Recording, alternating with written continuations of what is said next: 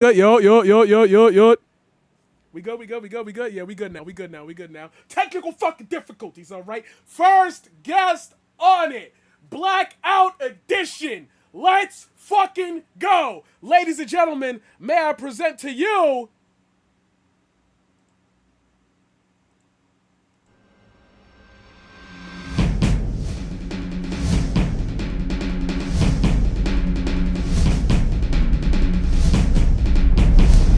Welcome to the Discourse Chamber. Josie Rose C. welcome in Josie. Introduce yourself to the audience. Oh, hello. Can you hear me? Yes, we can. Okay. I can't see your camera on my side. Just to let you know. Yeah, Am I that. supposed to see you? No, you're not. Are you? Okay. All right. Because it would Just just drain making sure. our resources. This is okay, and not everything Oh, gotta be fucking scripted, guys. hey, it's fine. It's Right. scripted. What are you talking about? Hi, I'm Josie Rose C. I do Twitch streaming, variety content. I do maybe some gaming here, but talk really mainly about trans rights. And my day job, I'm a director of a national nonprofit where I work on trans issues and collecting data on trans humans. And I also work on the election side too, getting trans candidates elected too. So just a tiny little dribble of the things that I do just for the time of sake, because if I gave you everything I did, we'd be here all night. So here you go. Ladies and gentlemen, please give it up one time and one time only for the legendary director at the National Transgender Center for Equality. Did I get that right? I got that right. Yeah. Well, Joes! Yeah. I'm the director of the U.S. Transgender Survey and Special Projects at the National Center for Transgender Equality Action Fund. But hey, it's all good. We're good. There we go. There we go. Ladies and gentlemen, next guest on the list, we got. Please don't fuck this up. Please don't fuck this up. Please don't fuck this up.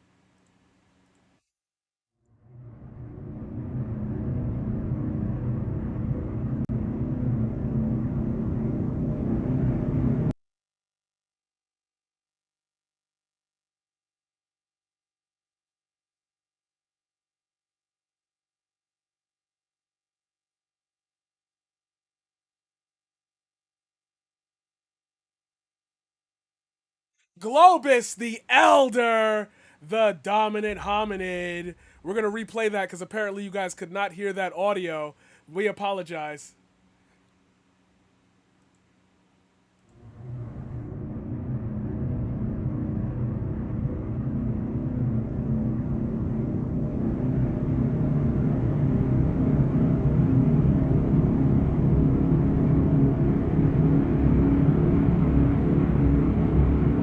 Welcome to the Discourse Chamber. The dominant hominid. Globus the Elder. Ladies and gentlemen, welcome in Globus the Elder. Talk to the crowd. Let them know who you are. What's up, ladies and gentlemen? No, that's not my bit. Hi, I'm Globus the Elder, Globus _ the _elder, or Globus the Elder, all one word on Twitter.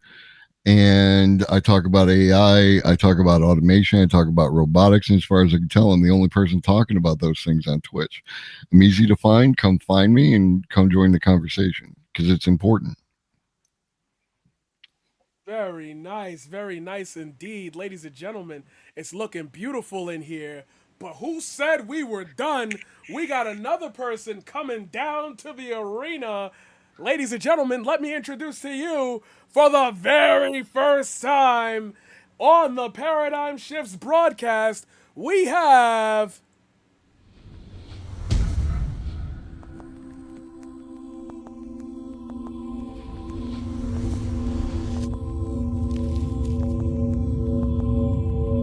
Welcome to the Discourse Chamber. AlecGunter. What's up, Alec? Let them know. You're muted. Okay, you know. Hello. Can I speak? Absolutely. Excellent. My name is AlecGunter. I am a Twitch streamer and YouTuber extraordinaire. I am mostly streaming leftist politics, of course. For my day job, I'm an RN. I work home care with a quadriplegic trach vent patient. I have a history working also in nursing homes and in an addiction clinic. So I'm kind of all over the place in my past 3 years of being an RN.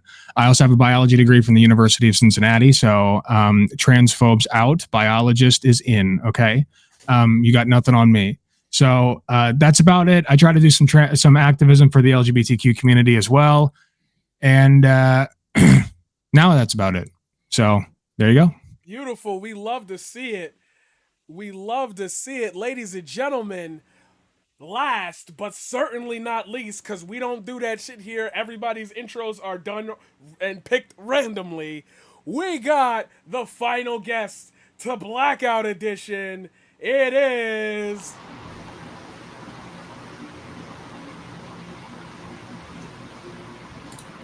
Now imagine I didn't give you an intro just to message you.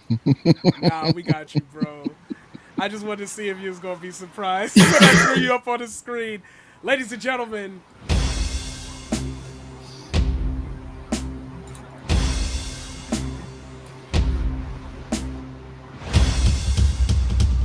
Welcome to the Discourse Chamber. Greyecraft.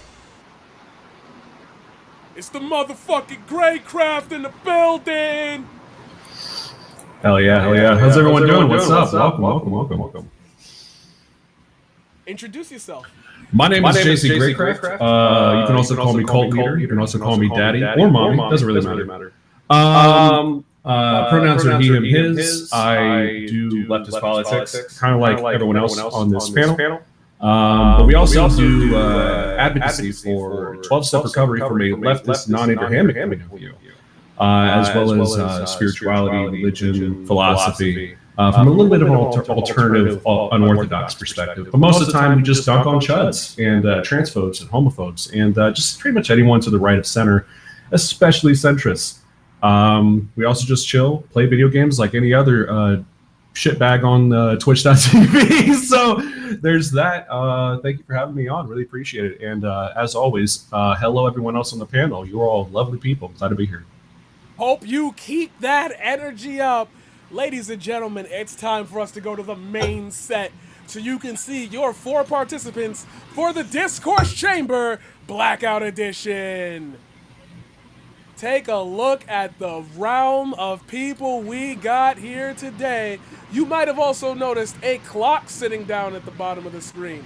For this purpose of this stream and this event only, this clock might not be used if somebody oversteps their time. But don't worry about that. We'll explain that and much more to you as we zip back to our host of the fucking show.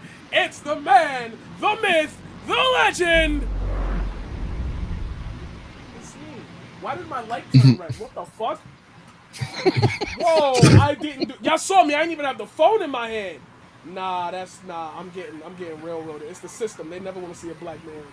They never want to see a black man prosper. That's crazy. Y'all seeing this in real time too. That's crazy. Y'all think I'm joking. This shit is not a joke. Yeah, let's go! I told you. Sorry, this is my moment now, my intro. Ladies and gentlemen, I'm the Paradox Marquise. You already know who I am. You already know what I do. I've been telling y'all production was gonna go crazy. I told you when I opened this shit, it was gonna look different. I promise you, it's not even over yet. We haven't even scratched the surface of the production of this, let alone the questions. Speaking of the questions, it's Blackout Edition. So we should probably get to the first question, and we should probably get to everything else, shouldn't we? Ladies and gentlemen, our 4 guests will be first asked. Question number 1. Or let me do the pitch for it. You guys ready? Yeah. Ladies and gentlemen, distinguished guests in the stream, panelists, welcome to this intellectually stimulating debate on a subject that merges the realms of popular culture, politics, and social dynamics. Today, we are gathered here to explore the intriguing connection between 2 things, and you, the participants, will be asked to either agree or disagree and state why your reasons to this and your reasons within your answer to this next question. In light of the unprecedented success of Pokemon Go, a game that captured the imaginations of millions, can we discern any correlation between its rise? Are you ready? Can we? Y'all love this fucking question. I'm sorry. I've been thinking about this shit all fucking week. Can we discern any correlation between its rise and the political events that unfolded during the 2016 election, particularly the electoral victory of Donald Trump and the subsequent emergence of far-right movements? In essence, does Pokemon Go possess the capacity to shape social behavior and influence political attitudes? Could the immersive nature of the game, coupled with its widespread popularity, have inadvertently contributed to the cultural milieu that facilitated Trump's ascent to power and fostered the growth of far-right ideologies? We invite our esteemed panelists to express their perspectives and engage in a spirited discourse that encompasses various angles of analysis. To start out, we will have, because I want her to get clipped out of context so badly, Josie Rose C, you will have 3 minutes to make an opening statement. Am I a pro or do I have to be for something or against something? Are you assigning me my position? I don't remember. No, not that. No, you're jumping out of the gun. That's for later. Okay. That's for later. No, Okay. They don't know that yet. Oh, no, we just want you to answer the question. You could I'm like ruining everything. I apologize. No, this is fun. This is what I want. This is what I want. This is what I want. This is what I want. This is what I want. This is what I want. This is what I want. Josie, you are up first. 3 minutes on the clock. Can you make an argument that if or if not, the unprecedented success of Pokemon Go led to the election of Donald Trump? Okay. Since I get to choose the position, I'm gonna say absolutely not. I can also say, wait, you know what? I can say that it didn't yet, not in 2016, but it did later. And let me explain. So when you look at the 2016 election cycle, you see a lot of people getting into politics for the first time. And also in Pokemon Go, you see a lot of people getting into gaming for the first time, if you can consider Pokemon Go a game at all. And essentially, you start to see people getting excited about something, right? There's this in the buzz. People are wanting to do something, wanted to see change, wanted to upend the system. And, and some people just wanted to go to the gym and, catch some Pokemon on a very terrible phone app that had no real objective whatsoever, almost like Trump, okay? With no objective whatsoever other than destroy the country. So honestly, when we look at Pokemon Go, you think about Hillary Clinton saying, oh, Pokemon Go to the polls, because of the fact that they wanted young people to go to the polls because they knew that young people would actually start pivoting the way that the election would actually turn out. But because most people in the Gen Z generation still weren't able to vote, those votes didn't get counted into the next election till the next election cycle. So although Pokemon Go was an astounding success in its own right and getting people, out and about, walking around and all of that type of stuff, it was marketed and hit to a majority voter base that is below the age of 18, meaning that there was no discernible effect that Pokemon Go could have played. However, when you look at the 2020 election and then the subsequent 2022 election, you'll see that we have more young people voting more than ever. So at that point, you could say, yeah, Pokemon Go, if it was created maybe 4 years later, maybe actually would have made a discernible difference in the election cycle, but not that time. So I will just say flatly, 2016, no, Pokemon Go did not have any discernible effect on the election of Donald Trump. That's crazy. We got our first no. I wasn't expecting that till Greyecraft opened his mouth. Speaking of Greyecraft opening his mouth, Greyecraft, it's on you, my brother. The question now comes to you. You have 3 minutes to make your opening statement. Begin. Same question, I presume, right? No, a completely different one that I never said. Yes. Okay, good. So about this completely different question. Now, I don't even know if I need a full 3 minutes, to be honest. I would also disagree, but not entirely. I'm going to say mostly no. The reason why I would say mostly no is because, the Pokemon Go to the polls thing, it became a meme. And they just kind of went viral everywhere. Everyone's making fun of Hillary Clinton for the Pokemon Go to the poll thing. unfortunately, memes are kind of a political vehicle if they're used right at times. Yeah, I don't know. I think that they probably had some degree of political impact. I'm not going to say that it didn't, but it wasn't because of the game itself. It was because of the memification of it via Clinton. You know, I mean, you go to any 4chan forum and it's going to be full of just outright actual degeneracy, not what they mean it to be. Yeah, I don't know. I kind of think that it ultimately has nothing to do with Donald Trump being elected. Yeah, I'm gonna have to say no, and the rest of the time, I'm just gonna go ahead and forfeit because Nice. We got a fence sitter. Man, ladies and gentlemen, the question is now being passed to our one and only Alec, and as they would say it in wrestling, Gunta. Same question to you. Well, thank you very much. Let me tell you something, brother. I have a lot of respect for our president, Donald Trump.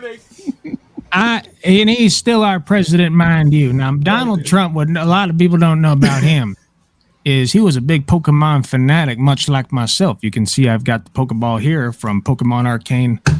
Legends Arceus is what it's called, if I do recall. And Donald Trump was hiding. Well, he wasn't hiding. He was legally owning his Charizard holographic card. And the government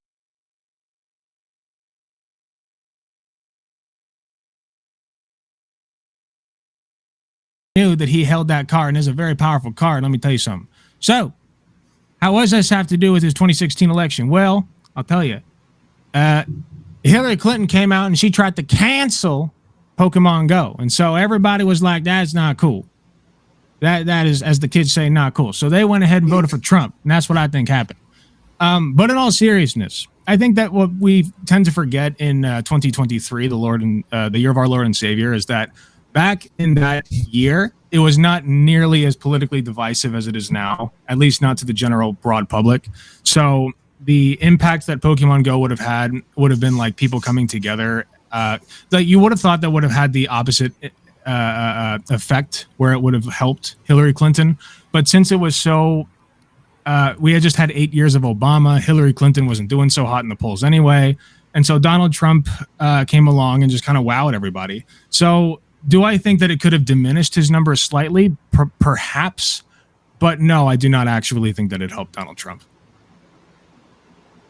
Oh, good. We got 3 no's. That's crazy. I was expecting some. I picked the right question then. Good. Because I got plenty of leadings from that. Great answer.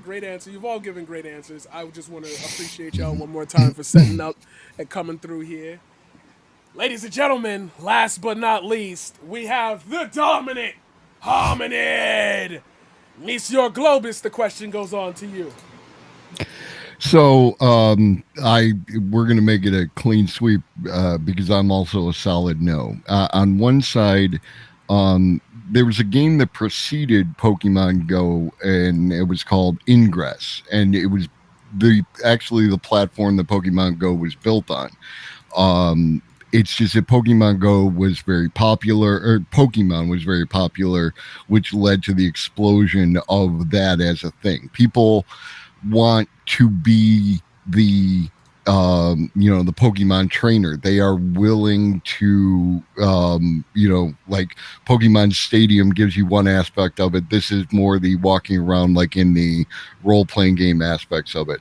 On the other hand, the Republican machine has had from almost the beginning done a very good job of destroying any possibility that Hillary could have won that election in the minds of a lot of the voters, because they chose that as the route. They attacked her and undermined her, even in places where she actually had some kind of credibility. And she did not do herself any any points by skipping out a lot of states and things like that. She felt that it was just, how can I go up against Donald Trump and lose? And that came in bitter in the ass. And people wanted an outsider, and Donald Trump was an outsider. And I think Donald Trump demonstrated why you don't elect outsiders. Such a cute fucking cat. Thank you. Right on time, too. Your 3 minutes is up. Now, you all four have had dissenting opinions. Normally, in the middle of the discourse chamber, we'd be like, oh no, there's no discourse here. I'll give you one. I'll actually chime in here, which I did not plan to, and I do not plan to do this for the next 2 questions. I actually would like to disagree with all of you. I think Pokemon Go did have an effect on the 2016 election, and I think it was one of the primary drivers to electing him.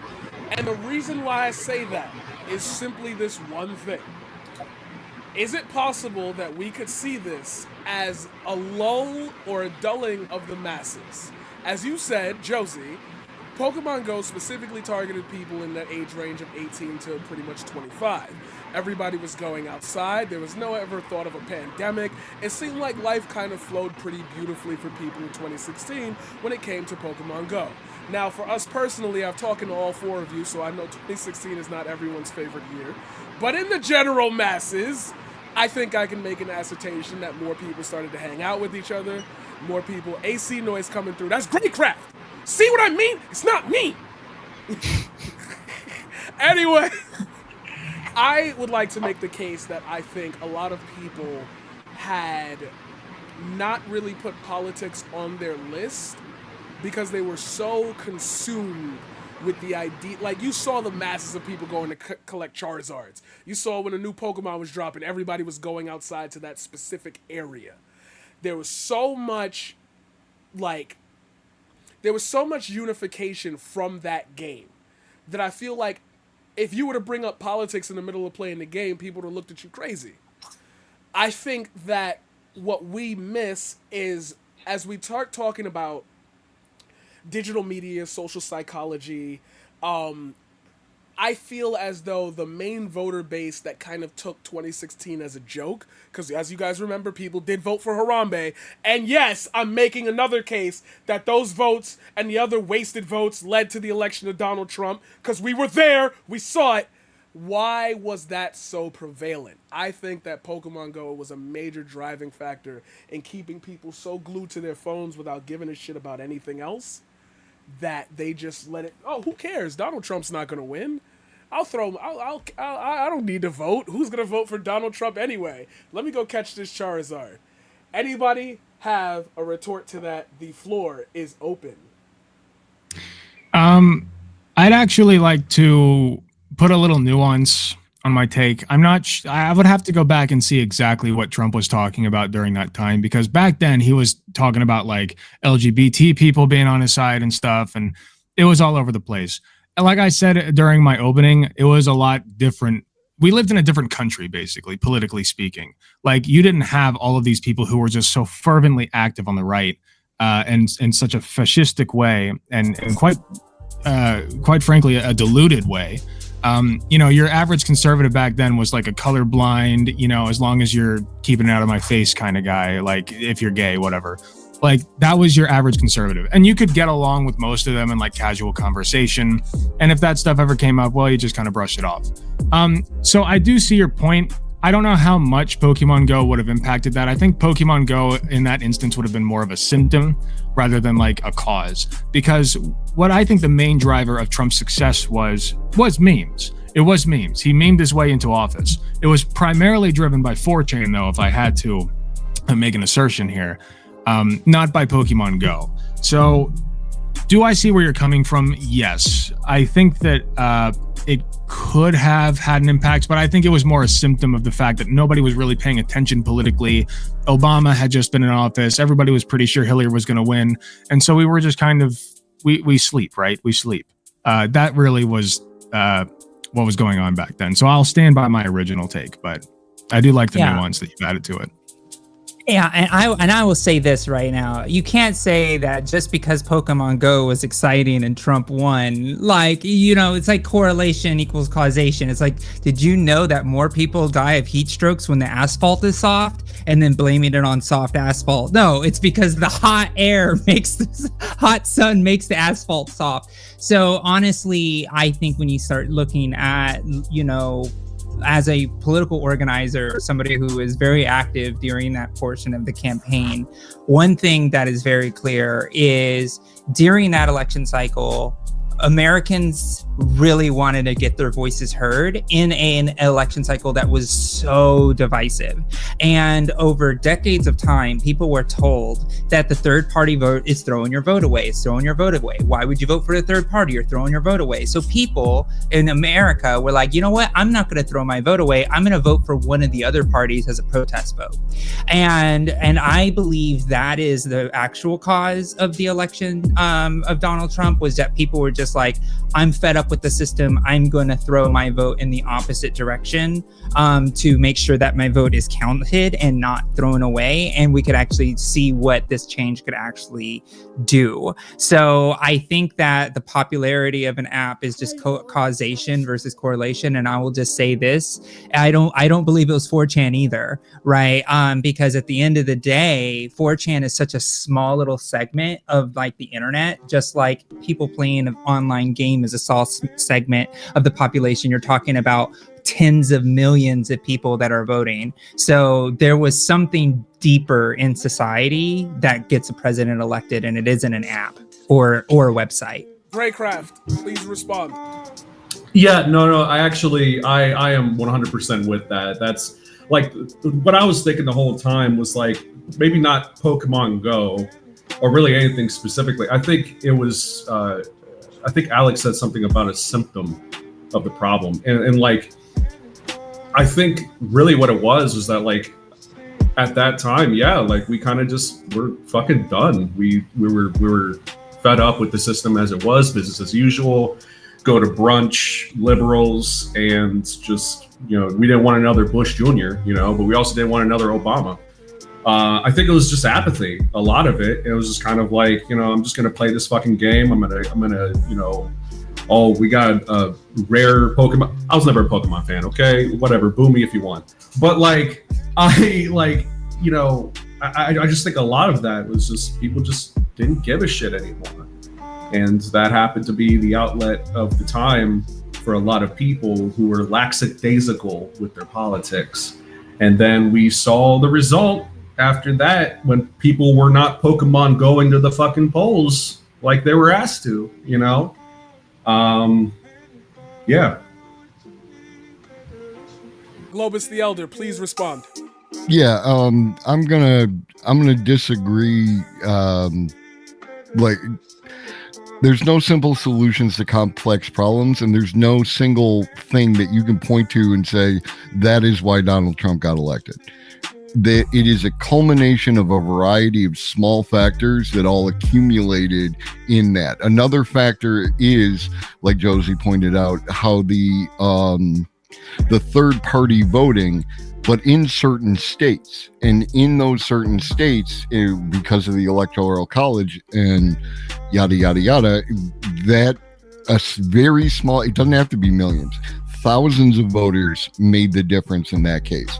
And you add to that, the whole Russia thing on Facebook through Cambridge Analytica. Just these a series of small factors and targeted effects.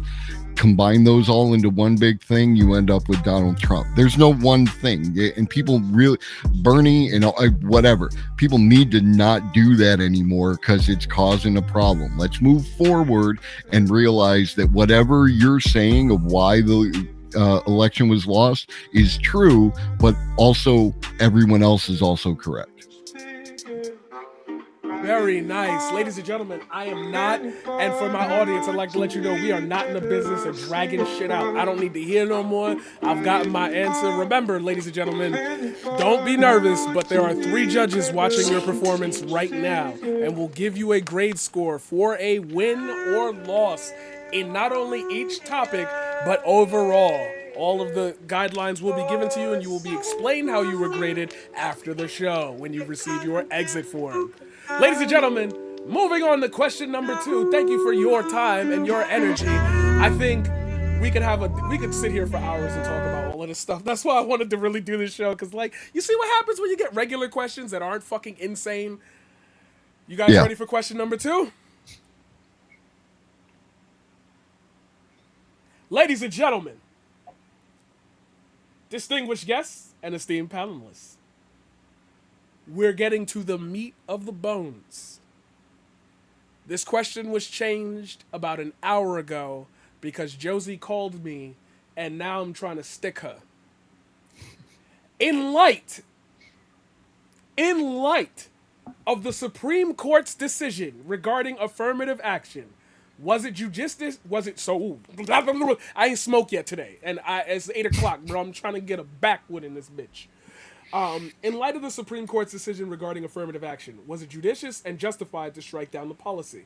What are the broader implications for equality, diversity, and the pursuit of social justice in a modern society where these things are being repealed and or attacked? Ladies and gentlemen, the first person to answer the question will be none other than the dominant hominid, Globus the Elder. The floor is yours. You will have 3 minutes for your intro statement, and your time begins now. No, I think that I am fully in support of affirmative action for the reasons that have been elucidated by, Martin Luther King and Malcolm X, and that it requires restitution in order to get to any kind of equality, and affirmative action, in my opinion, was a very poor way to do that. Like, it wasn't what it should have been, but it was something, right? And this is how the right wing, the conservative wing, the Republicans work in this country. They dedicate time, effort, and focus to undoing an issue. They make a series of tiny, small gains, and then eventually get something returned, like Roe v. Wade. It was 50 years. Same thing that happened here. They found a way to wedge it in there and create just enough decisiveness, and had already stacked the courts with their people in order to push it through. So yeah, it was absolutely 100% judicial activism. Every time they tell you, like, whatever they accuse their enemies of is what they're planning, and that's what happened. Excellent. With exactly 45 seconds remaining on the clock, I wanted to do this. I'm sorry to interrupt the time, because I know I said I was going to get you guys out of here quicker, but you're having such a good discussion. I'm not going to throw it away for time's sake unless somebody got to go. It's funny you say that. You know what? Let me not even do that right now. Ladies and gentlemen, in direct opposition on the other side of your screen, you will see somebody in the lower second corner, and his name is their name is AlecGunter. We'd like to hear from you next. Same question, 3 minutes on the clock. Please begin. Sorry, real quick. Did you correct from he to they? I did. I just he, him. I mean, you can call me they, them if you want. I don't care, but I'm just making sure the record straight. In my head, it's always just better to just start there, because in the worst case scenario, that opens up the floor for other people to say, okay, at least he cares about pronouns. New people have met me. They don't know anything about me. I could be a fucking weird debate program. You know what I mean? No worries. I just wanted to clarify. That not a problem at all.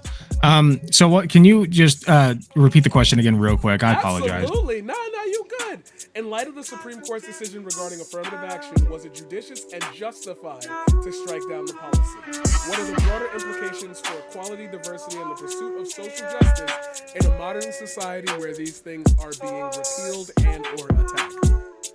It was not in pursuit of equality and diversity, obviously. I think anybody with 2 eyes and 2 ears can tell that the SCOTUS right now is just trying to tear down any semblance of progressive action against racism, which is tragic considering that one of the justices who voted to strike this down is quite literally being, was helped out by this policy. Now, this policy is entirely imperfect in its, I guess, former form, but it was a step in the correct direction.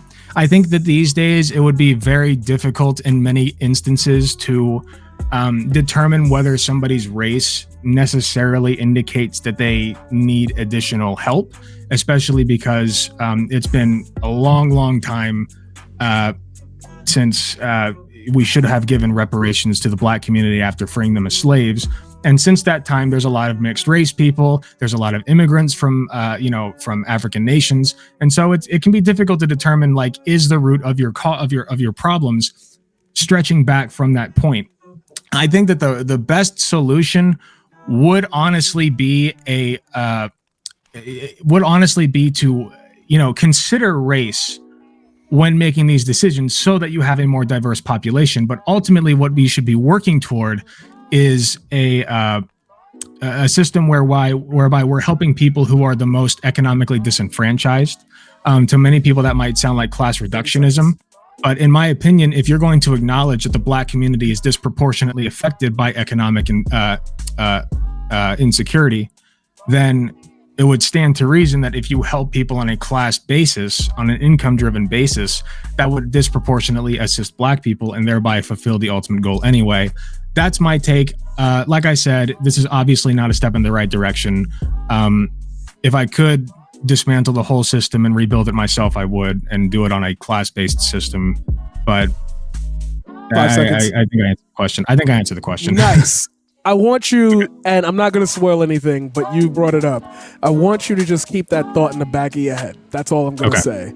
Sure. Speaking of thoughts in the back of my head, I've been hearing my head rattling back and forth, dying to hear from the one and only Greyecraft. 3 minutes on the clock. Your time starts now.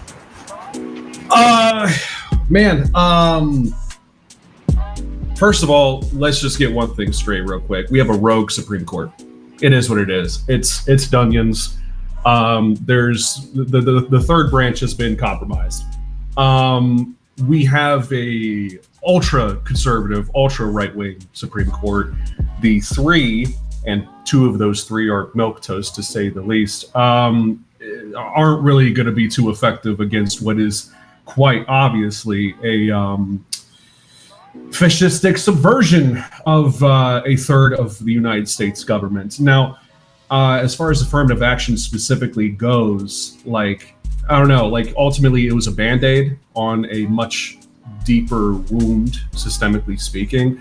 I mean, what did Malcolm X say? If you stab me in the back and you pull it out 3 inches, is that really progress? I mean, Martin Luther King talked about reparations.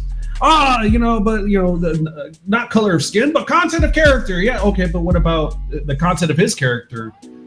A good portion of his character was reparations. So why haven't we done that? Okay, whatever. I think that ultimately, it's still something I supported. Ultimately, compared to what we could do in that department, is affirmative action is a lowercase w. We need a capital W, but it's a W nonetheless. The fact that we lost it is an L. It's not good. It's not good. Period. I wish we could go back in time and reverse that, but we can't. But we definitely need more than affirmative action. I think we can go further. Fuck the Supreme Court. Period.com. End of the story. Nice, with exactly 1 second to spare, which means that we're going to give that 1 second to the First Lady, Josie Rosie. We'd love to hear from you next. 3 minutes on the clock. Your opening statement starts now. Sure. Well, as we know, in the United States, we used to think of education as the great equalizer, right? Where anybody could go into education from any walk of life, and then they would be able to get the tools and to be able to make something of themselves.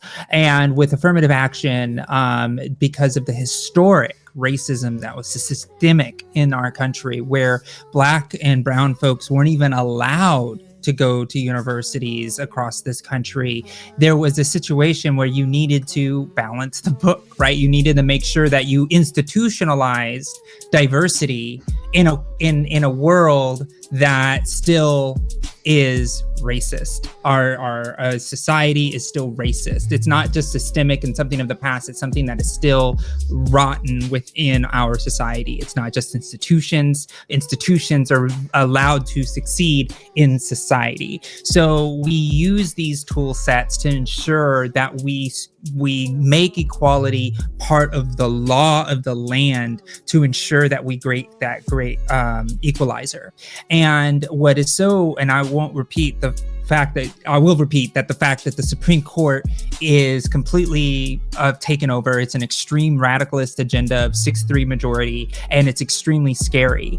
But this isn't an issue about justice anymore, right? Because if the Supreme Court wanted to address the people and an issue of fairness, and wanted to let's talk about admissions as a institution in most of the high level ivory tower institutions, all of your Ivy Leagues, what you will see is that 70% of most of these admissions are legacy admissions. 30 minutes. Meaning that not only is there no longer affirmative action for race, what was said about class, the fact is there is affirmative action for the 1% to ensure that they have a ladder to step forward and be a part of it. So I believe that schools are going to have to get very creative to be able to fix this. Like my alum, which is San Diego State University, that did regional admissions in areas that were very difficult to have acceptance rates. So bad decision, one of the worst, and we're going to see more of it from the Supreme Court. I'd like to appreciate y'all for taking this seriously. You all have not gone over your time limits. I appreciate that very much. That is how we get in and out quickly. As you see, yet again, I'm not asking you fucking weird-ass debate pervert questions. I'm going to keep reminding y'all about that. This is the one-stop shop for all your debate needs that actually fucking matter. So, you've all given your opening statements, and I'd like to throw a wrench into it. Obviously, this affects me, period. But right-wingers have been using this as a deterrent to say that this system is racist towards whites. With that being said, understanding that there's a delicate balance between equal protection under the law and the need for affirmative action to address systemic inequalities, I will give each of you a minute and a half. Replace affirmative action with a thought. I do not need this to be solid. I do not need this to be legislatively perfect. Just since affirmative action seems to be being struck down, is it possible for you to come up with an idea to help replace that system? While I give you these minute and 30 seconds, ladies and gentlemen, we're gonna give our panelists, and not only our panelists but our audience, a quick 1-minute break. When we come back from the ads, each of these people will have a chance to answer with 1 minute and 30 seconds in what we call our second round speed test. Ladies and gentlemen, it's been a pleasure being your host, and we'll see you again in exactly 1 minute. Quick clarifying question. Yeah, talk to me. They can't hear us.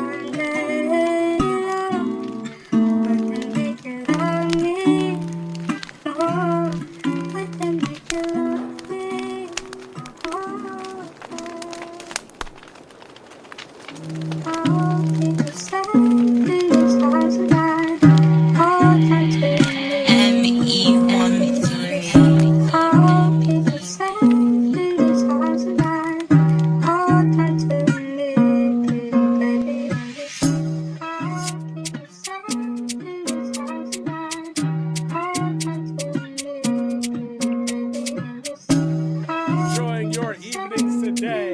Hopefully you're having fun. I hope you are, because we're about to get into that speed box and then the final round. Thank you again to all the participants at this show who have given their time and energy to make this one of the best productions you've ever seen on Twitch. Ladies and gentlemen, we're going back to the guest cut today. Let's reintroduce our guests. If you missed them already, I'll do it for y'all. Don't worry about it. We got Josie in the top corner. We got Greyecraft swinging in that number 2 spot. We got AlecGunter sitting down on the blue side. And we got the dominant hominid, the one, the only, the AI brain, Globus the Elder. Ladies and gentlemen, it is time for the speed round in which all the guests have already discussed what they need to do and what they need to say. Ladies and gentlemen, 1 minute and 2 minutes on the clock. The first one to go will be Greyecraft. Let's hear from you. How are you going to replace affirmative action?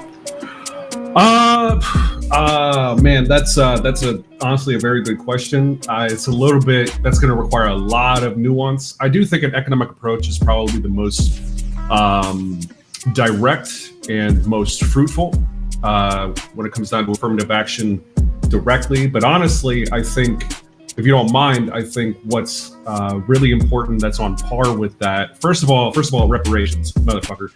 Second of all, I think we kind of might need to just reset SCOTUS. I don't know how the fuck we're going to be able to do that, but we need a reset button, and we need to do it quick. Yeah, that's pretty much it. If we're going to get any of these things done, and done quick and done efficiently for the sake of civil and human rights maximized in this country, which obviously it's not going down that road. We're going to need to do that. And one more thing, the Federalist Society has this grimy little clause in that motherfucker, and like the vice president, I think, of the Federalist Society is in like a Christian seeker society. So this is like definitely a push for theocracy at the end of the day. So investigate that if you haven't yet. But yeah, I think an economic approach is probably best with affirmative action specifically. Ooh, look at you swinging 3 seconds over the clock limit. Josie Rose, you're going last. Haha, gotcha. AlecGunter, it's your time. 1 minute, 30 seconds on the clock starts now. Okay, well, affirmative action was trying to address racial inequality, but in order to truly and fully address racial inequality, you have to tackle the economic issues that keep Black and people of color economically disenfranchised. So the first thing I would do is ensure that their basic needs are being met on an income-based level.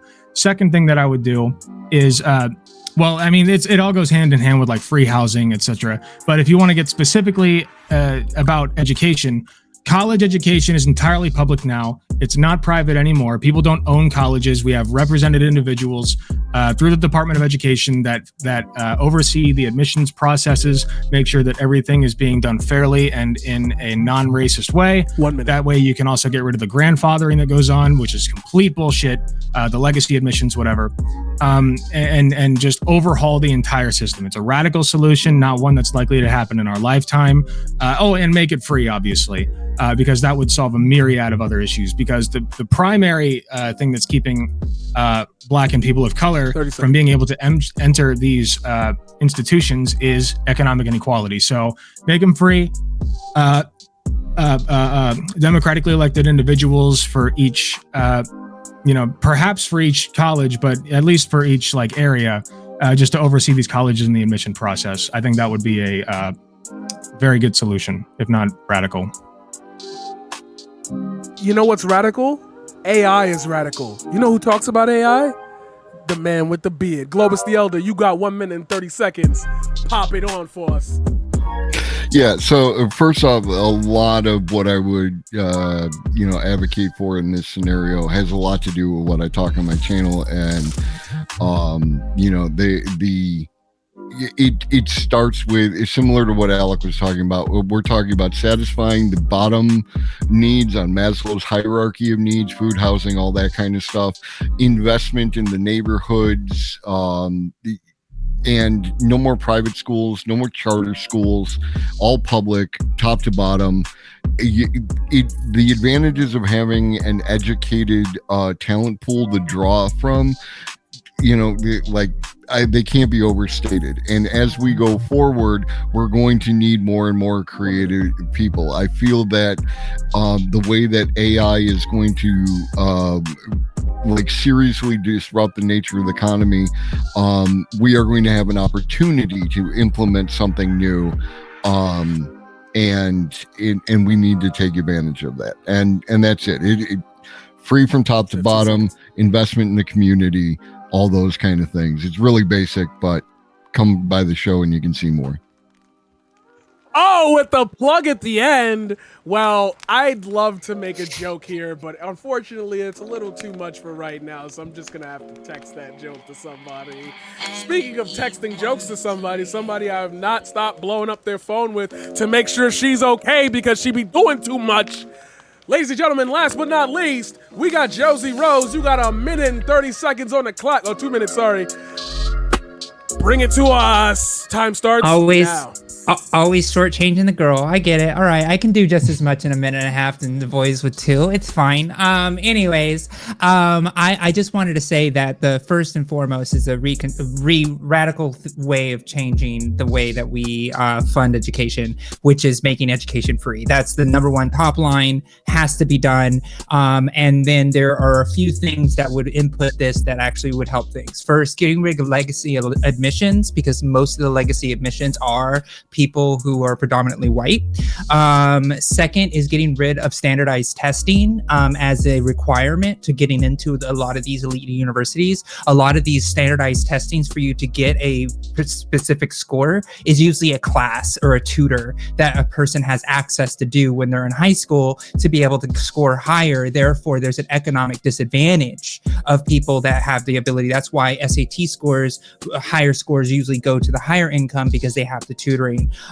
Next is the fact that we need to have actual income charts and start matching. If they don't want to do affirmative action, fine, we'll start doing percent quintiles of people who live in different economic systems. So for example, if you want to actually do this, you would have to say more people are low income, you're going to have to get people from low income, you're going to have to get people from a higher income, and then so forth and so forth all the way up to the top. So 1% should be only 1% of the admissions of the top 1%, for example. And lastly, I said it before, which is regional admission systems. Regional admission systems mean a lot because of the hierarchy of needs. I said before, most people can't afford to move across the country to go to an institution where there is no family or housing support networks. It is much easier for a student to be around their local school so they can continue to live at home while they can have the ability to study. And so those few things would help our systems quite a bit. If we were to make those changes, then I could maybe see an argument to removing affirmative action. Awesome. Excellent. Ladies and gentlemen, I'd like to present to you 4 people who had no idea what they were going to be asked today.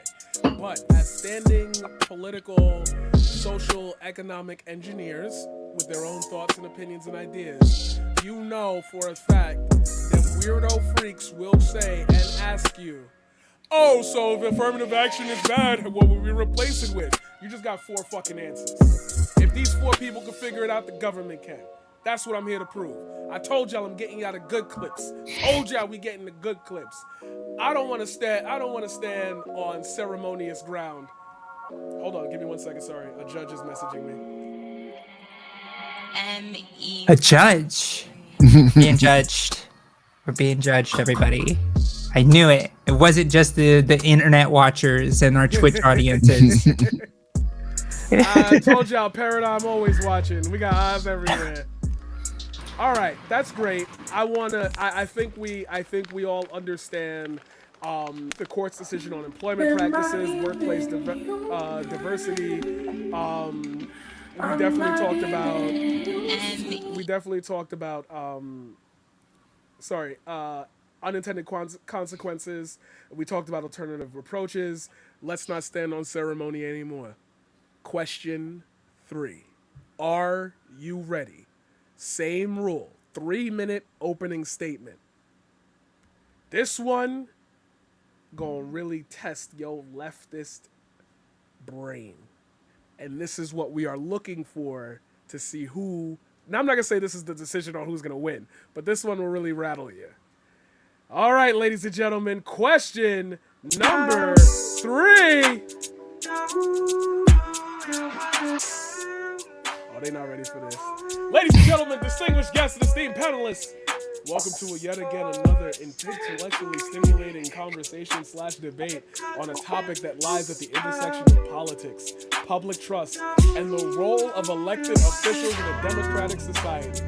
Today we gather here to explore a highly pertinent question. Should Republicans who believe in conspiracy theories hold public office? What are the implications for governance, public perception, and the integrity of our democratic institutions? In an era characterized, that was the question, this is just a buffer. In an era characterized by the proliferation of conspiracy theories and their influence on political discourse, especially in the online sectors, we seek to critically examine whether individuals who subscribe to such theories should assume positions of power and responsibility within our governmental structures. I will pass this question off to Josie first. And the reason why, normally I wouldn't do this, but it's the first fucking show, so I'm just gonna explain it. The reason why is because Josie sits around a lot of people who have actual influence on this question. And this is the bridge question that I think me and her talked about a while back. I told you that was gonna be one of them. That's why I said I wasn't gonna say nothing. But also, it is a kind of responsibility of hers to answer this question as we approach the 2024 election with the massive wave of anti-LGBTQ laws that have been passed, including the Supreme Court decision that was just handed down today, I believe. I think it was not yesterday. I think it's today. So, Josie, 3 minutes on the clock.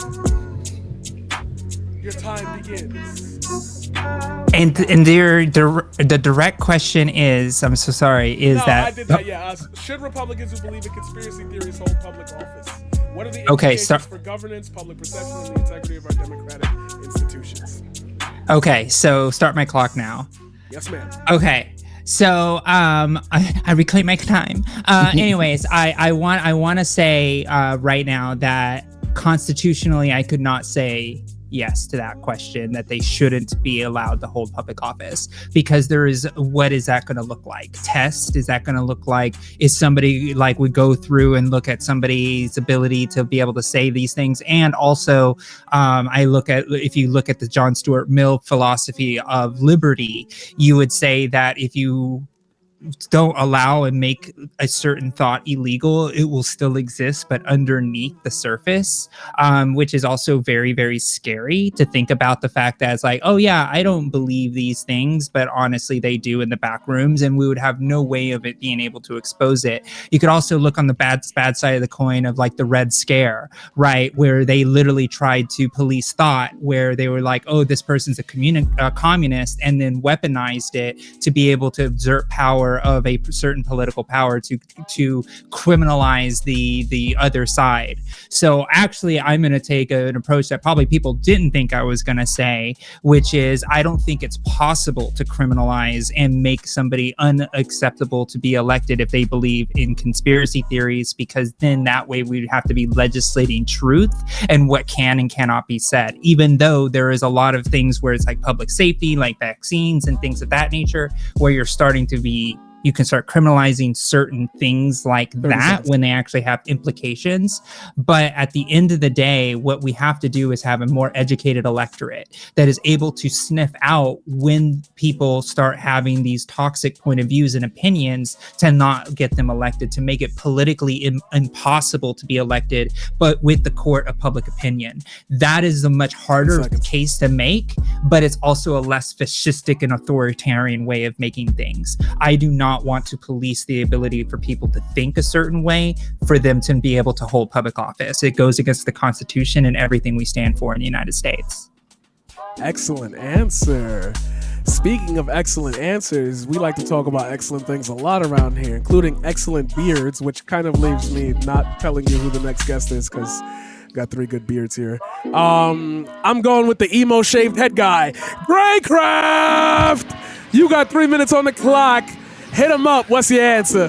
First of all, I'm not emo anymore. Okay. That's number Anymore. one. Number 2, check out my high school pics. Anyways, this is very difficult for me to answer, to be honest. So I agree with what Josie said, but at the same time, like, I kind of have to disagree a little bit. I think this, there's so much nuance to this because there's so much to consider. What is a conspiracy theory? I think we need to start with defining this. Because if you ask a leftist, it's pretty much like, yeah, the CIA declassified what happened in that country like in 1974.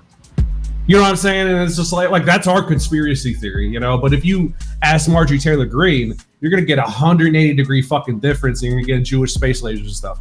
Like, cultural Bolshevism, okay? We heard cultural Marxism. That's just a recycling of cultural Bolshevism. I don't need to explain it, but for the sake of people who don't know, Jewish people are influencing and infiltrating academia to promote degeneracy so as to yada, yada, yada. You can go ahead and research it even more further than that. I'm not going to take up all the time, but you pretty much know the gist of it. Jews rule the world. That's what that is. Now, should someone who believes in cultural Bolshevism be allowed in public office and influencing the future course of society, including Josie's, including AlecGunter, including all of us on this panel? Should someone who believes that Jews rule the world be able to hold public office? No, I'm sorry. But at the same time, you got, the Constitution and all that, which needs a lot of fucking work. Yeah, I think that we need to uphold democracy and maximize it as much as possible. But for fuck's sake, dude, I don't want a Nazi in office. What is a conspiracy theory? That's the big question here. And that needs to be answered before we end up implementing anything like this. Okay, Alec, he asked you a question. Answer it. I'm kidding. No, answer the actual question. Try to make this flow because I'm not on screen, so it's a little weird for me. You'll have to excuse me. Alec, 3 minutes on the clock. You know how it's popping. What you got for us? Well, brother, some people call it a conspiracy. No, I'm just kidding. I'm not going to do that. But please. Okay, I'll stop your clock. Please. I needed it. Damn. I didn't even have any plan, but I'll try. As far as conspiracy theories are concerned, I don't know about y'all, but Marjorie Taylor Greene is speaking truth to power. Now, I'm goddamn tired of people thinking that satellites up there. I don't want to hear it. I don't want to hear nothing about no wishing stars. That is Jewish space lasers through and through, and they're coming after you, and they're trying to trans your kids with them lasers. You see, you think it's death, but it's worse. They're transing you. All right? You like being a man? Well, too bad. There it goes. Oh, sorry, you just got transified. That's the agenda. There's this fluctuation between Chicago and Southern. You hear it, right? Yeah. No, you beat me to it so fucking fast. Oh, between college and trans between Chicago and Southern. Yeah. I gotta work on it apparently. Your clock actually starts now. Okay. As far as conspiracy theories are concerned, it's really hard to define what it is, kind of like what Greyecraft said. So on its face, I disagree with the premise of the question. You can't really outlaw, on its face, somebody who believes in a conspiracy theory, because what does that lead to? You could say that leftists believe in conspiracy theories because we believe that billionaires, rightfully so, are in a completely their own separate class of people, and that they're gutting money from the working class, and they're storing money offshore, and they're doing all of this, et cetera, et cetera. And they could call that a conspiracy theory and say, well, you're actually a communist conspiracy theorist, so you can't run. So on its face, I disagree with the premise of it. I think you would have to break down more specifically which conspiracy theories you are allowed to shill and which ones you're not. So for instance, the Epstein didn't kill himself. That's a conspiracy theory. One that most people believe, most reasonable people. And I think that it's fine if you believe that, because there is a very reasonable chance that that is the case. So how do you legislate that?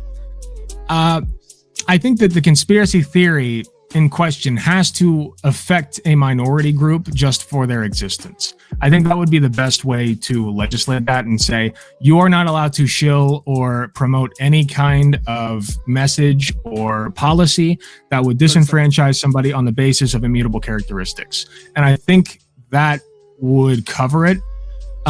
You might get into a little bit of a dicey area with Jewish space lasers, because that could be argued that like it's a religion, et cetera, et cetera. But there's also cultural Jewish people. So, that also is still a problem. So it's still considered an immutable characteristic to be Jewish, because it's largely, the Nazis largely based that off of physical characteristics. So that would still, hold 5 water. seconds. But that about sums up my answer anyway. I disagree with outlawing it outright. Globus the Elder, the wise man. 3 minutes on the clock. Your time starts now. So there's a couple of things. One, no, like you cannot you cannot arrest people, legislate, anything else like that related to thought crime. I'm very anti-hierarchy in that regard. I also believe in letting people vote for the candidates that they want to. That's a fundamental thing of freedom. It's why I'm against term limits. I'm just absolutely in that corner.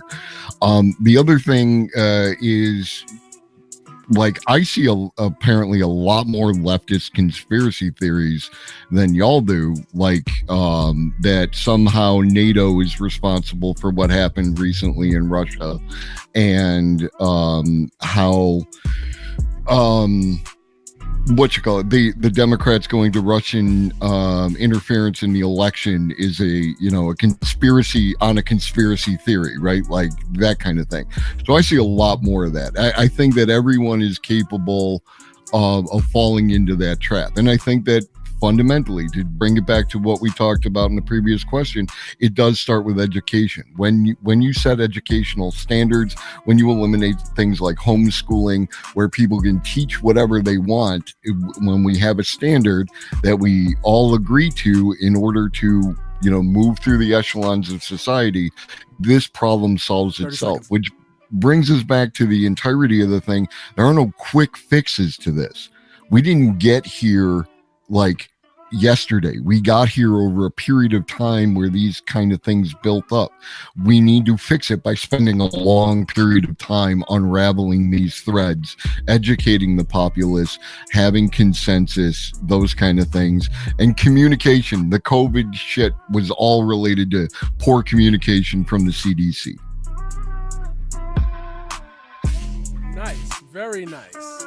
So, it seems like this room is pretty much not in favor of stopping a group of people from holding office if they believe in certain, I think I can say certain, conspiracy theories, because it leads down a rabbit hole that we all, as one form or another in minority circles or understanding minority circles, how that just backfires. Here's my question to you then. And we're just going through the conversation. This is the final question. So if we can't legislate it, which we shouldn't, I also agree with everything y'all said. I understand the double side of this. I understand that, like, as much as I hate the fact that, like, we're on this Hunter Biden, we need to impeach the Biden crime family thing, even though it's like, dude, it's just pictures of his dick. You can't, in theory, just say outright, yo, that's too wild right now, you're wildin', like, pull it back a little. However, right now, you all, I believe, none of you are in Canada, right? Because I fucking hate Canada. I gotta give the fire. I gotta give the worst clip somehow. You are all governed by a body that includes these people.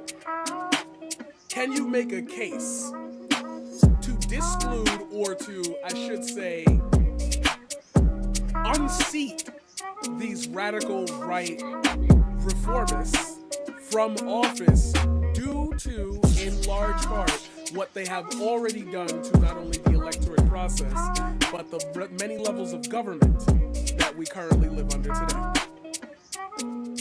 Can you possibly make a case that they themselves shouldn't hold office? I love Like, the stuff shouldn't? yeah. So let's rephrase that. Sorry, Thanks. because this is a judge question. That's why I hate reading off straight from people's fucking. Type correctly, please. It makes me sound dumb. Anyway, that's not his fault. He's typing mad fast. Oh, I said a gender. Well, at least you know one of the judges is a guy. Of course. Stop. This is fucking patriarchy. Of course. It's everywhere.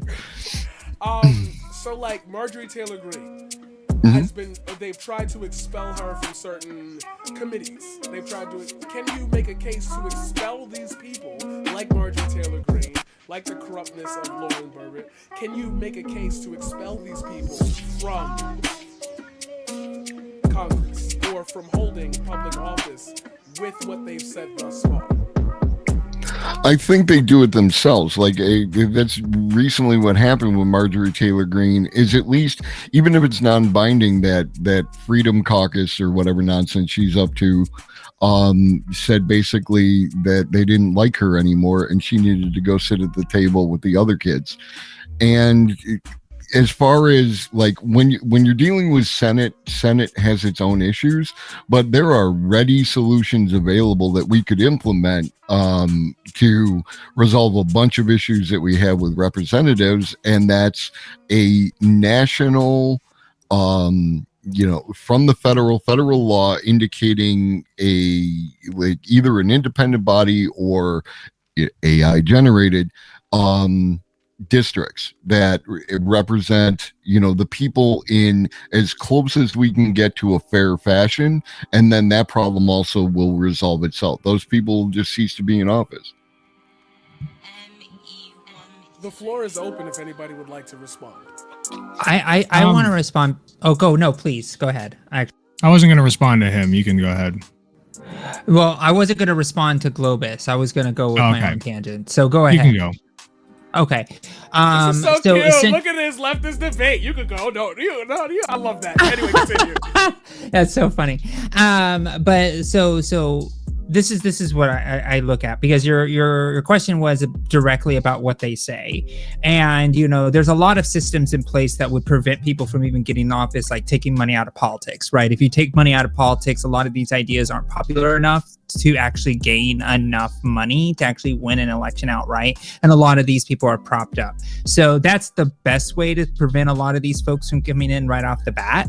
But if we were talking about currently elected members, we've seen a continual weakening of the ethics commission of the actual congressional bodies themselves. If we actually had an ethics commission that was really steeped in with political power to actually censure, to remove people from office, and actually set a guideline and a set of conduct, a code of conduct that representatives were meant to follow, then I believe that you could actually create a case to actually remove some of these members from Congress. So for example, if you were to incite stochastic terrorism, right? If a representative said, hey, go to this place and shoot up XYZ, right? That is a form of stochastic terrorism. And I believe that person should be removed from office because their words are a megaphone to actually cause real significant problems, right? And so I think that you would need to have the the country back this up, right? An ethics commission that will remove people. For example, Marjorie Taylor Greene has said things that are completely harmful, irrepressible, and actually cause problems to this country. I believe that there should be a setting in part of the ethics commission as well, where the violation of House procedure for their own personal gain is also a red flag. So let's say Marjorie Taylor Greene or Lauren Boebert put impeachment paperwork, tie up the House system, right? Clogging up the legislative work of the actual body. If it came out that, hey, this was just political theater, this is something that wasn't actually helping, you were actually caught seeing fraud, waste, and abuse within the legislative branch, I believe that's another reason you can say, hey, this is room for expulsion after a warning. Okay, you've spent $100,000 on this procedural that was bullshit from the beginning, and you knew it was bullshit. We have evidence to prove that, and we're going to ethically bar you from committees or just outright censor you or get you out of the system altogether. So I believe that there are mechanisms in place that do exist but need to be strengthened to actually give teeth and repercussions to a lot of these representatives, so they actually have a incentive to act appropriately. Right. And whatever that incentive system is, and I think it should be the ethics, committee, and how we do provide that should be out of the speaker's hands and shouldn't be in congressional hands. It should be outside, maybe judicial, maybe the justice system, as a checks and balance. Those are the types of things that I think we could actually implement, because again, we go back to, what do we consider unethical? What do we consider a conspiracy theory? What do we consider hate speech? What do we consider? Those things are so important, and they got to be codified within an agency that will then implement that fairly across the law. And I think then we can actually start seeing some real consequences for the hateful actions of representatives that are abusing their power for their own personal gain and the harm of the country as a whole.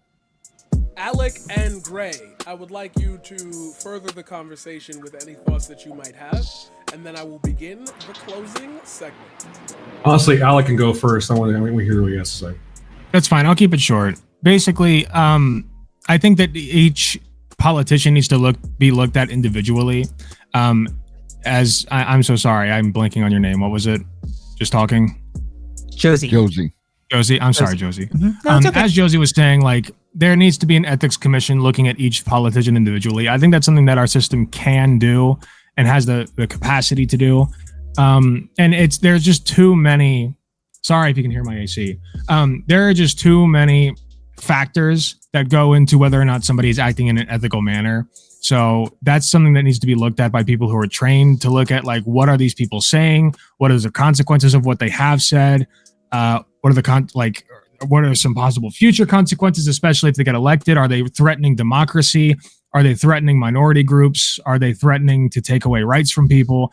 These are things that can be looked at by ethics committees, and decided upon individually. So a blanket statement if you believe in a conspiracy theory, you can't run for office, just doesn't work. And I think that each one needs to be looked at, on case-by-case basis.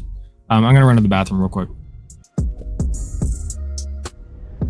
Greyecraft, your turn. Man, I'll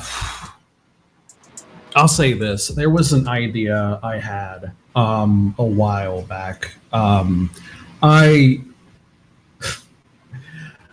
thought to myself, if I was running for president, what would be my platform? And I actually was like, okay, I'm going to go ahead and write this down. One of those things was the fact that, if Congress as a whole were to drop below a certain percentage of approval, that we temporarily kind of disband, and that we have each and every single congressperson in the House of Representatives and in the Senate to not have a fucking budget, and you just got to make a fucking YouTube video as to why you deserve to keep your fucking position. As simple as that is, I feel like it's Congress hasn't had an approval rating higher than 35% in fucking decades. And it's at this point, it's why are you even in here? Like, it doesn't even matter like who we vote in.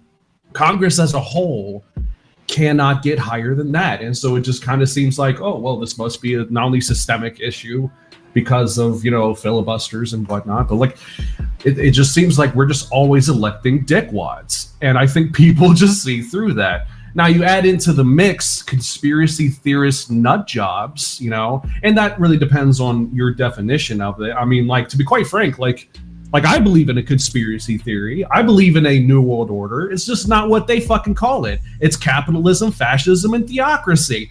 That's my fucking conspiracy theory, and they're trying to usher that forth on a global scale. Is that really so crazy to some people on this panel? Maybe not, maybe so, but I know especially right-wingers will hear me say that and be like, "You're out of your goddamn mind, son. You sucking on that soy, boy." You know, and it's like, but it's so obvious to us. It's so obvious to us that they're pushing forward Christian supremacy, white supremacy, and oligarchy as much as possible. And I don't know. I think that there needs to be some degree of a litmus test, some kind of like what's been alluded to here, some kind of standard, some kind of I guess test. You know, where it's like, you know, hey, it's okay if you think that there's some like weird shit going on behind the scenes that the government isn't telling us about. Whatever, that's fine. It's okay to be skeptical. But if you say Jews, then we might have a fucking issue. If you say trans people, we might have a fucking issue. If you say black people or those immigrants, I'm gonna have an issue. Might have an issue. So that's pretty much it. Excellent, excellent, excellent. Now, I'd love to continue this conversation because it seems like this topic stirred a lot of thoughts in you guys. But, and I hate to say it like this, that's not what the fuck I'm here for. Ladies and gentlemen, let's go back to the host of the show. What's up, ladies and gentlemen? How you been? I've missed you. I've been looking at you. Ladies and gentlemen, our judges are currently now giving out the score reports, so I will be conferring with them, and we'll be taking a 1-minute break while I gather all the scores and announce the winners.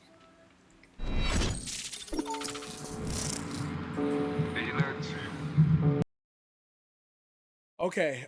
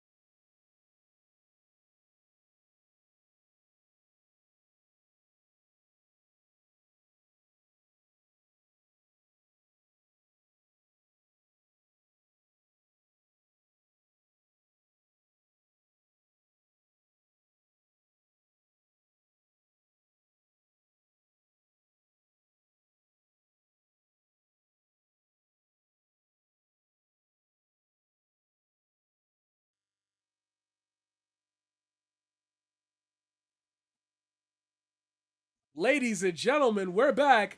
We're back. We're back.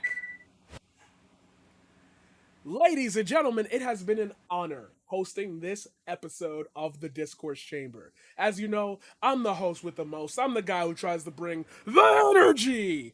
And you helped me bring that energy. So let's give a round of applause to our audience, all of our audiences, for joining us on this new and exciting journey. I know how hard it is to trust the debate show because everybody says, oh my God, it's going to be so awesome. And then it just ends up being a slur fest for 3 hours, as me and the guests just talked about. We want to provide you a different experience, a new experience, something that makes you want to tune in because you're finally going to see what actual political conversation is about. And as much as I would love to just hang up the phone here, we got one more thing left. Ladies and gentlemen, it's time for the judges' score. All 4 participants are now on the screen. I will be unmuting them so we can hear their actual reactions. I'm going to be reading out some of the scores for our contestants.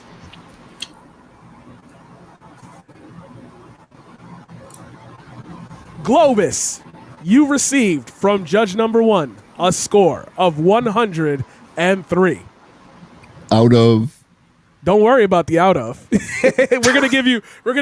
I did mention this earlier, but I said it in passing. We're gonna give you the actual breakdown of what the judges said. That's why the judges are remaining anonymous, because when I send you the feedback, you're gonna be like, "Well, who's this person?" And is that we don't need that right now. That's drama. No, let me message somebody real quick. let me talk to you. Let me talk to you. Josie, you received a score of 110. All right. I out of what? We're not. This is just Judge 1. I'm just giving you the main scores for Judge 1. Okay. Yeah. It adds up. You received a score, Alec, of 101 from Judge number 1. And for Greyecraft, you received a score of 103. Not getting any favors from judge number 1. So, Judge number 1 believes that Josie Rose has won. So that's 1 on Josie. Judge number 2. Sending it in now. Appreciate you. Loading.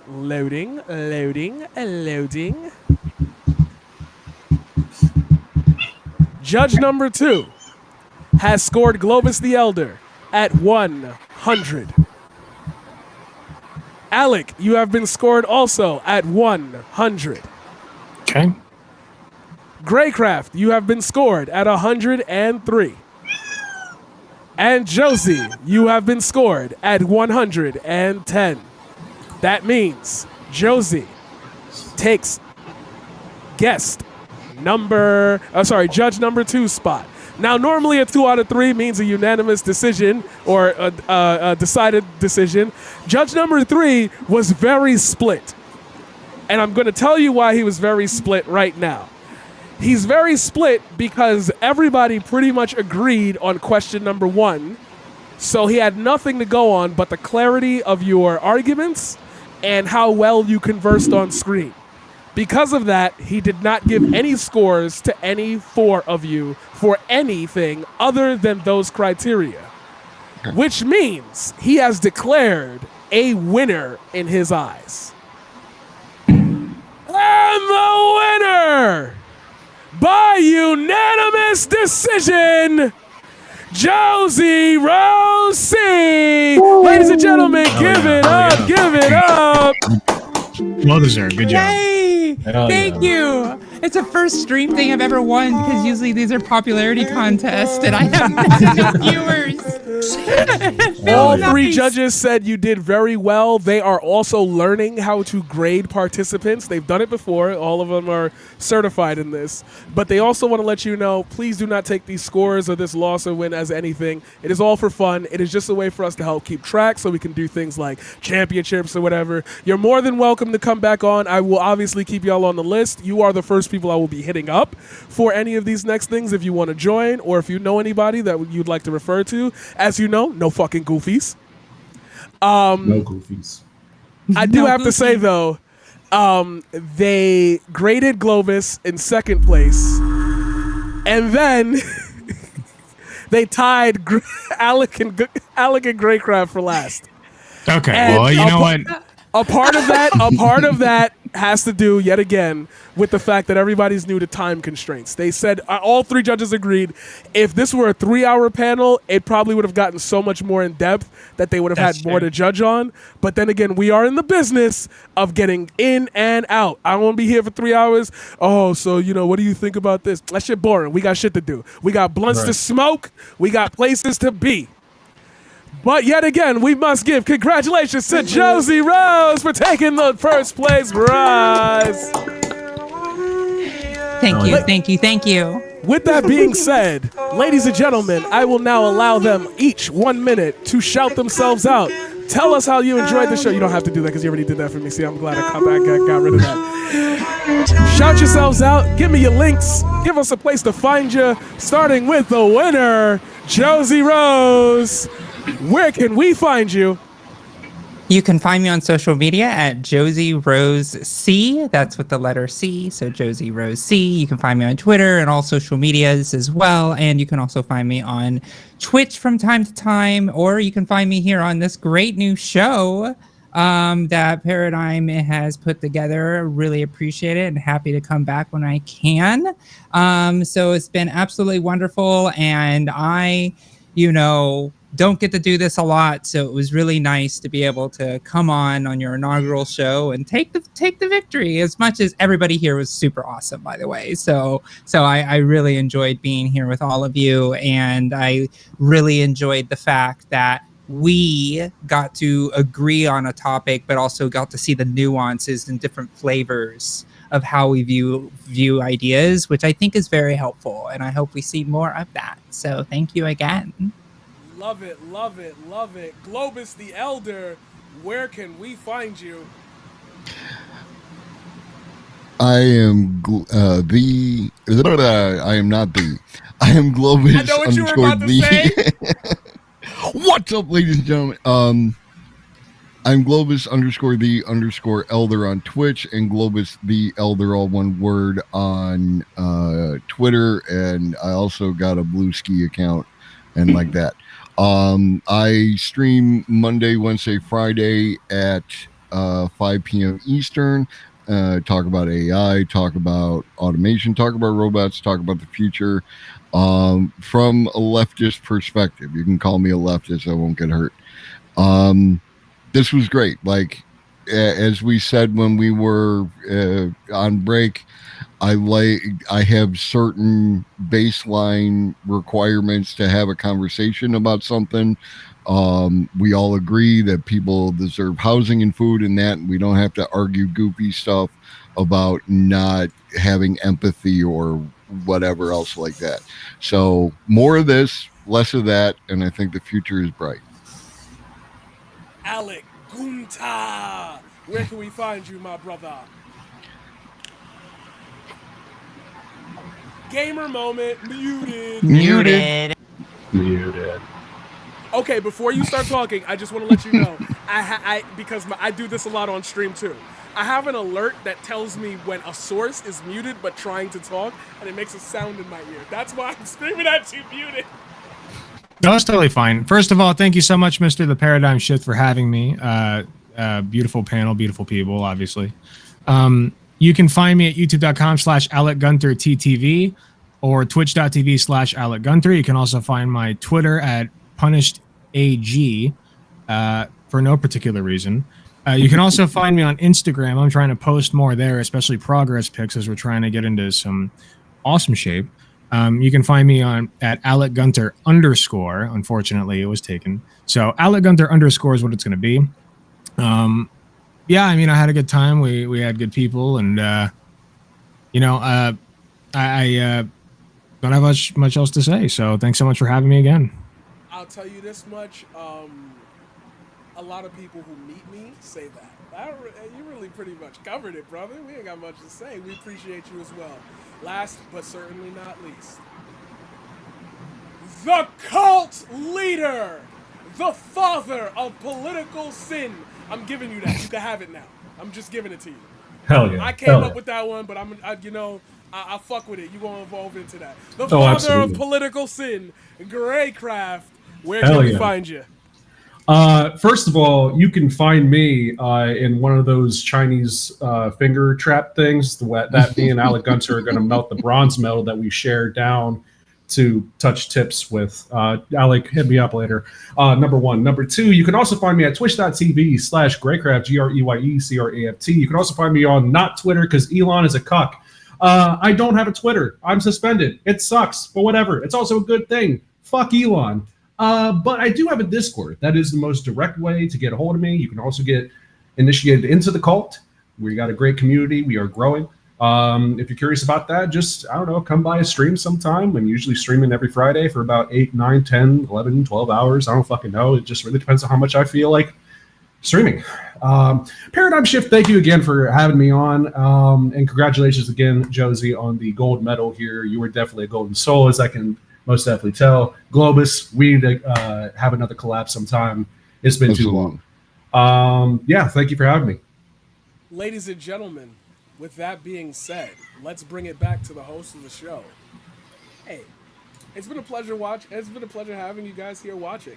While I will continue on with my stream, I understand that you're here for the main event, which is exactly what I want you to be here for. So if you're going to stick around, make sure to check out any one of these 4 beautiful participants in their social media, because we need these people to grow. There's no reason why these motherfuckers got Just Pearly Things got 1.4 million subs, and I'm sitting here at 1.1K.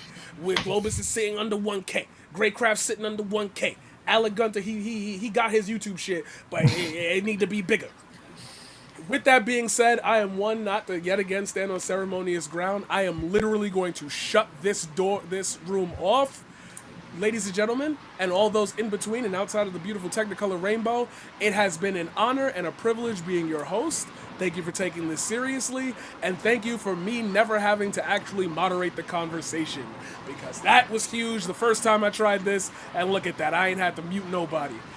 When you don't hear dumb shit, you don't get dumb shit. Ladies and gentlemen, it is the one and only Paradigm Shift, hosting you live here at twitch.tv/the_paradigm_shift. Remember to tell Twitch and YouTube and Twitter to give us all back our usernames. We all hate the underscores. And I will see you in the next one. Thank you guys so much, and I'll see you later. Bye. See y'all later. Later.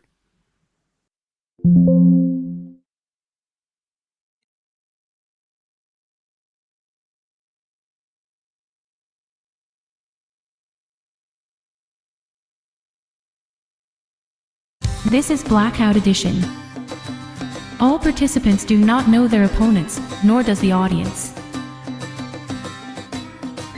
The topics have been hidden as well. You'll be pitted against others and yourself. Good luck to you, and have fun.